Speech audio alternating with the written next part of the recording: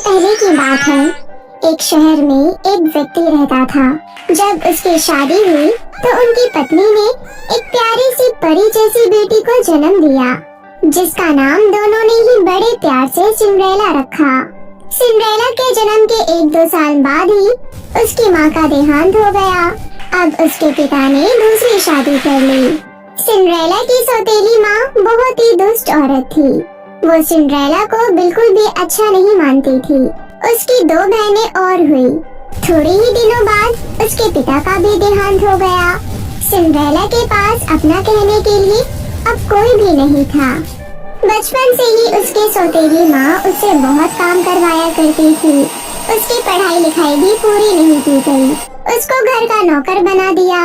लेकिन सिंड्रेला ने कभी भी कुछ नहीं कहा। सब अपनी किस्मत समझकर स्वीकार कर लिया। अब वो बड़ी हो चुकी थी।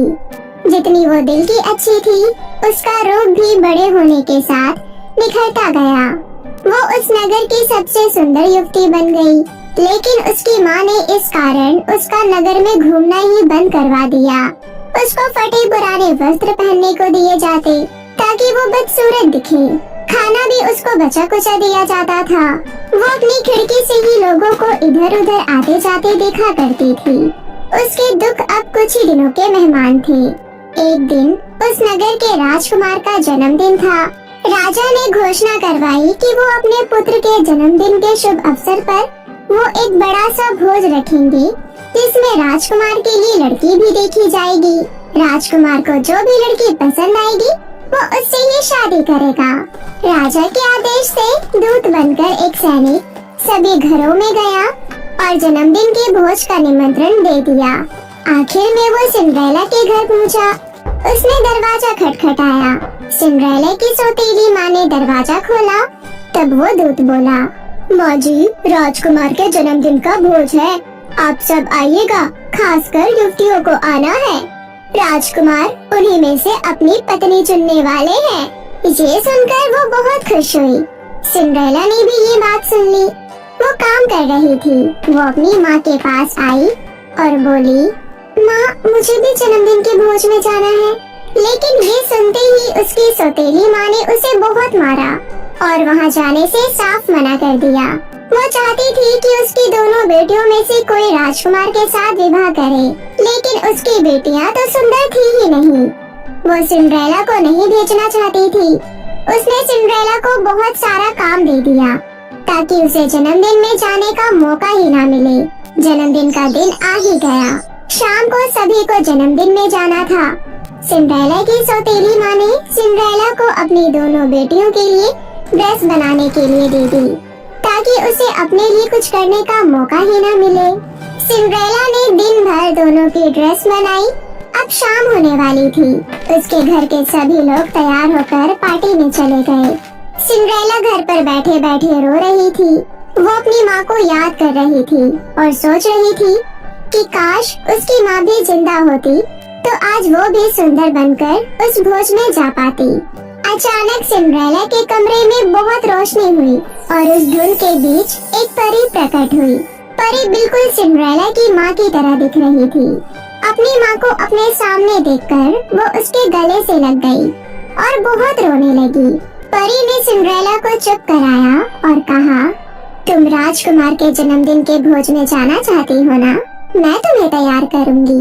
ये सुनकर सिंड्रेला ने कहा, परंतु मेरे पास तो अच्छे कपड़े ही नहीं है। मैं क्या पहनकर वहाँ जाऊंगी? वहाँ तो सब बहुत ही सुंदर बनकर आई होंगी। परी ने झट से अपनी जादू की छड़ी घुमाई और सिंड्रेला एक राजकुमारी के रूप में परिवर्तित हो गई। सुंदर तो वो थी ही, अब वो विश्व की सबसे सुंदर लड़की लग रही थी। उसकी सुंदर ड्रेस, जूतियाँ, सुनहरे बाल उसको सबसे अलग बना रहे थे। लेकिन परी ने उसे एक बात समझाई, मेरा ये जादू रात के 12 बजे तक ही रहेगा। तुम उससे पहले ही वापस आ जाना। सिंड्रेला मान गई। परी ने पास में पड़े हुए कद्दुओं से एक शाही बोगी का इंतजाम कर दिया। सिंड्रेला उसमें बैठकर राजमहल की ओर चल दी। वो जलसे में पहुंच चुकी थी। उसने जैसे ही राजमहल में प्रवेश लिया, सबकी नजर उस पर ही टिक गई। बाहर से आए हुए मेहमान और राजकुमार भी सिंड्रेला को ही एक टक देखे जा रहे थे।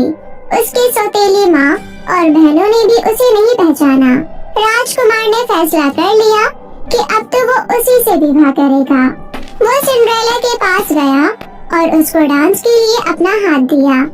सिंड्रेला मान गई। दोनों एक दूसरे के साथ बहुत देर तक डांस करते रहे। सिंड्रेला को समय का पता ही नहीं चला। 12 बजने में कुछ ही पल शेष थे। अचानक उसकी नजर घड़ी पर गई। उसने देखा कि मध्य रात्रि तो होने ही वाली है। उसे अब परी की बात याद आ गई। उसने राजकुमार का हाथ छोड़ दिया और वहाँ से भागने लगी। राजकुमार भी उसके पीछे पीछे भागा। हड़बड़ी में सिंड्रेला की एक जूती वही महल में छूट गई। सिंड्रेला तो जा चुकी थी। राजकुमार के हाथ उसका केवल एक सैंडल ही रह गया। राजकुमार को बहुत अफसोस हुआ कि वो उसका नाम भी ना पूछ सका। अगले दिन राजकुमार स्वयं जाकर नगर में उस जूती वाली लड़की को खोजने निकला। उसने घर घर जाकर लड़कियों को वो जूती पहनाई, लेकिन किसी को भी वो जूती नहीं हुई। किसी को वो जूती छोटी पड़ रही थी और किसी के लिए बड़ी। फिर राजकुमार अंत में निराश होकर नगर के आखिरी घर सिंड्रेला के घर पहुंचा। सिंड्रेला की दोनों सौतेली बहनों ने उस जूती को पहनने की कोशिश की, लेकिन कोई भी उस जूती को बहुत कोशिशों के बाद भी पहन नहीं सका। तब राजकुमार की नजर पास में खड़ी एक सीधी सादी लड़की पर पड़ी। उसने उसको बुलाया, उससे भी आग्रह किया कि वो इस जूती को पहने। सिंड्रेला की माँ ने कुछ भी नहीं कहा। उसने सोचा ये इसकी थोड़ी ही है, अपने आप कोशिश करती है। सिंड्रेला जूती के पास गई और जूती पहनी। उसको जूती आ गई। तभी वो भागकर अंदर गई और दोनों जूतियों को पहन लाई। राजकुमार बहुत खुश हुआ और उसको अपने साथ महल ले गया। दोनों की